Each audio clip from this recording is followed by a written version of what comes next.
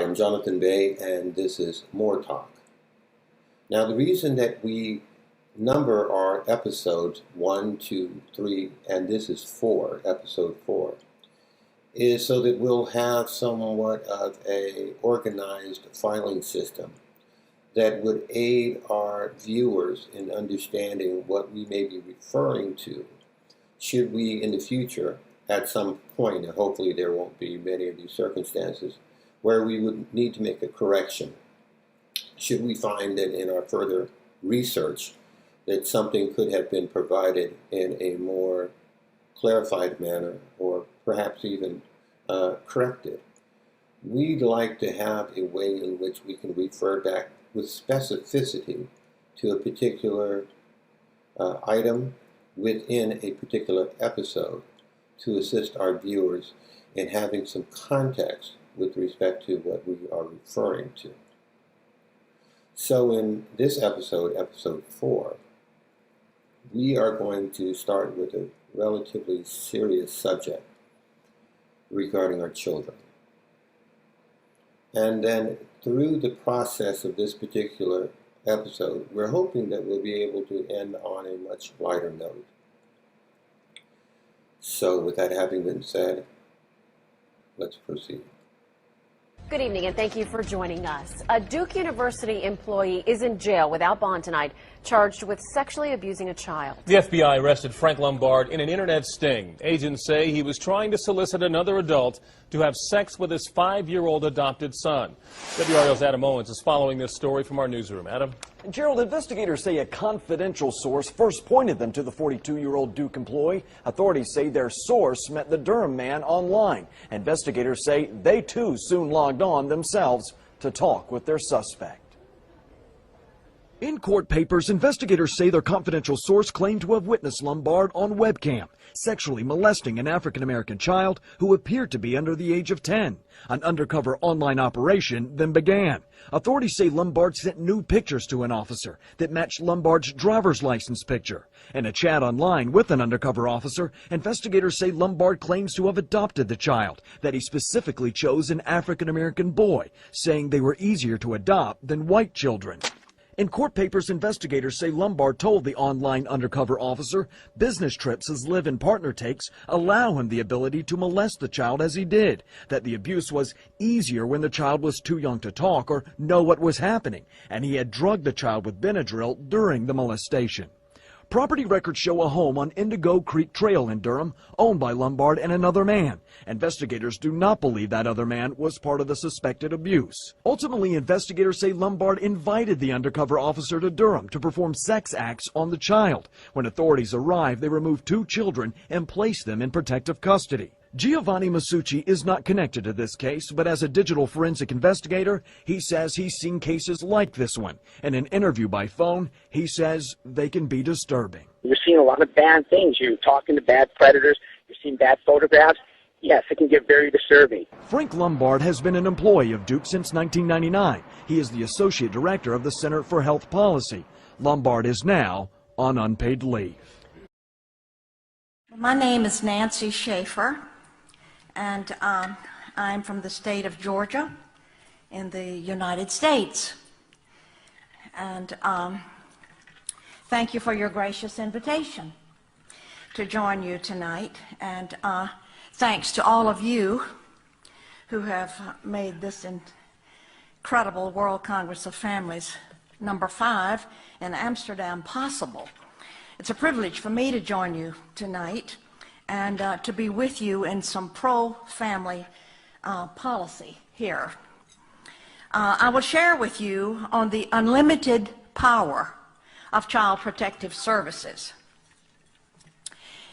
I served in the Georgia State Senate, and after 4 years of viewing the ruthless and unsparing actions of Child Protective Services, also called CPS, which I will use tonight, I wrote a scathing report entitled "The Corrupt Business of Child Protective Services." Thank you. The report cost me my Senate seat. Here's some copies of the report if you'd like to get one. However, there are causes worth losing over, and this is one. I'm going to talk about some of the problems and then some realistic, maybe, solutions for families and children, and maybe look to some steps that we can take. This is not to say that there are not those children in wretched situations who need to be removed. There are, and we all agree. But tonight, I'm talking about those children removed from their homes intentionally for profit. Children are seized unnecessarily from their families due to the federal aid created in 1974 entitled the Adoption and Safe Families Act. It offers financial incentives to the states that increase adoption numbers. To receive the adoption incentives or bonuses, local CPS must have more children. They must have more merchandise to sell. A chat online with an undercover officer, investigators say Lombard claims to have adopted the child, that he specifically chose an African-American boy, saying they were easier to adopt than white children. In court papers, investigators say Lombard told the online undercover officer business trips his live-in partner takes allow him the ability to molest the child as he did, that the abuse was easier when the child was too young to talk or know what was happening, and he had drugged the child with Benadryl during the molestation. Funding is available when a child is placed in a foster home with strangers or placed in a mental health facility and medicated, usually against the parents' wishes. Parents are victimized by the system that makes a profit for holding children longer and bonuses for not returning children to their parents. This is abuse of power. It is lack of accountability. And it is a growing criminal political phenomenon spreading around the globe. Oftentimes, but not always, poor parents are targeted to lose their children because they do not have the wherewithal to hire an attorney or fight the system. Being poor and lacking proper housing does not mean your children should be removed. CPS has redefined poor to mean psychologically inferior. Therefore, it is in the best interest of the child to be removed. Best interest, of course, has also been redefined at the child's expense. It has been reported over and over that 6 times as many children die in foster care than in the general public. Once a child is legally kidnapped and placed in official safety, the child is far more likely to suffer abuse, including sexual molestation and or rape. Case workers and social workers are often guilty of fraud. They withhold and destroy evidence, and they seek wrongly to terminate parental rights while being protected by state immunity.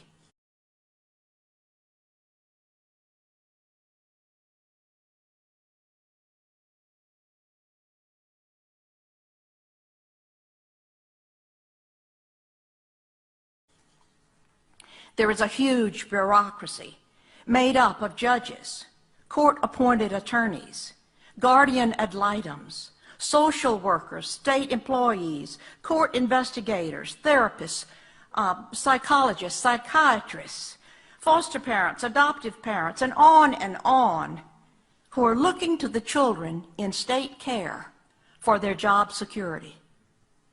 Judges have control over private living arrangements and income of 48.3 million Americans.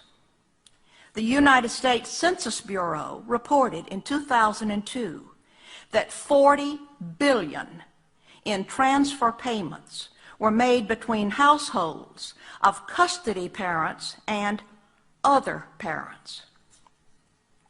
That money, $40 billion, is under the direction and control of family court judges in environments covered with confidentiality laws that protect the wrong people. Fathers are victims of this unjust system. Child support payments, even without having visits with their children, are choking the very life out of fathers.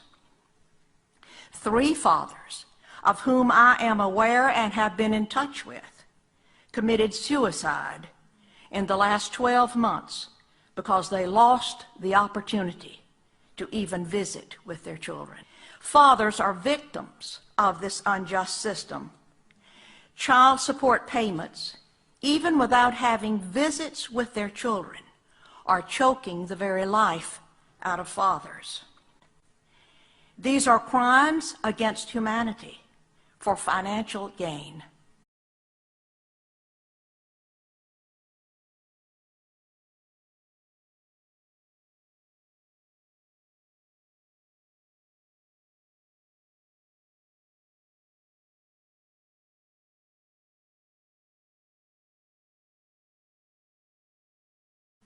Rights are removed from parents.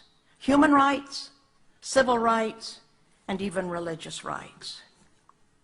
One illustration of what took place in my district is that after so many calls, I decided to call a meeting in one of the counties of my own district. I personally called 37 families that had been in touch with me who had all lost their children, grandchildren. I had them meet me in the library one Saturday morning.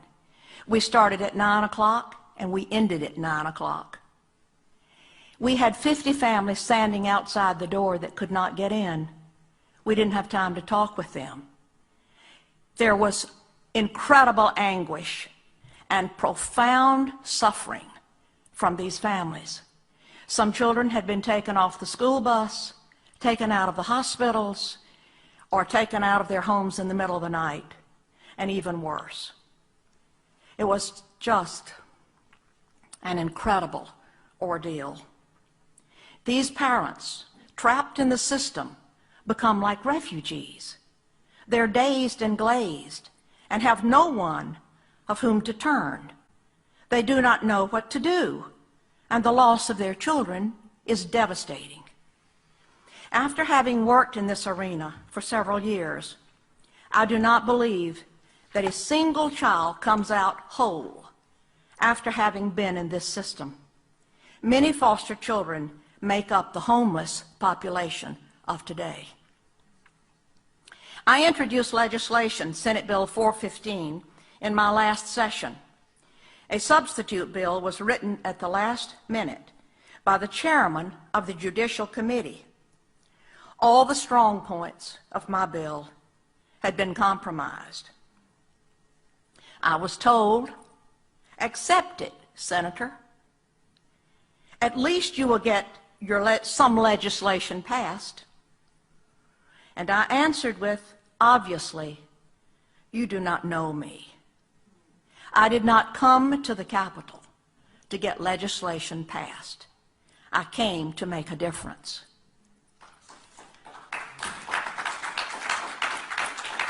What can be done? An independent audit should be called on every state of all Child Protective Services departments. I am in touch with congressmen and state officials, and the door may be possibly opening very slowly. A federal congressional hearing is needed. But let me add, due to the hundreds upon hundreds of cases that I've been called to consider, I placed calls to state senators, representatives in their respective states across the country, asking them to help me with certain families. And I was told, if I help that family, or if I help you, I will lose my job. Remove, abolish the federal and state financial incentives, and those are taxpayer dollars. Those dollars have turned CPS into a business that takes children and separates families for money. Open family court. Remove the confidentiality laws. Give parents their rights verbally and in writing. I even feel that to terminate the rights of parents, the case should be heard before a jury. Family rights and parents' rights must be protected.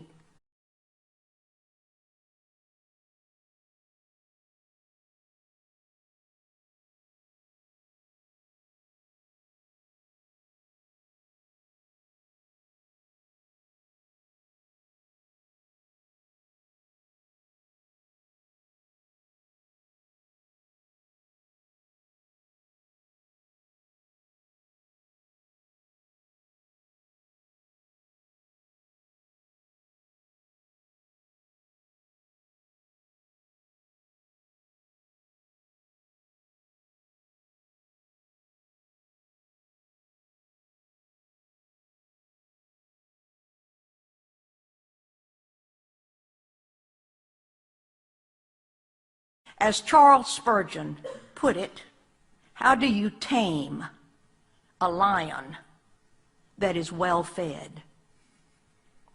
First, he must be brought down. Second, his stomach must be lowered. How do you tame Child Protective Services? It may be only by closing it completely and starting over at the beginning with pro-family values. In closing, let me remind you that there is case law from state appellate and federal district courts and up to the United States Supreme Court, all of which affirm the constitutionality of the rights of parents to actually be parents to their children. There's biblical law too. It goes like this: speak up for those who can't speak for themselves, and for the rights of all who are destitute. Speak up and judge fairly. Defend the rights of the poor and the needy. Thank you.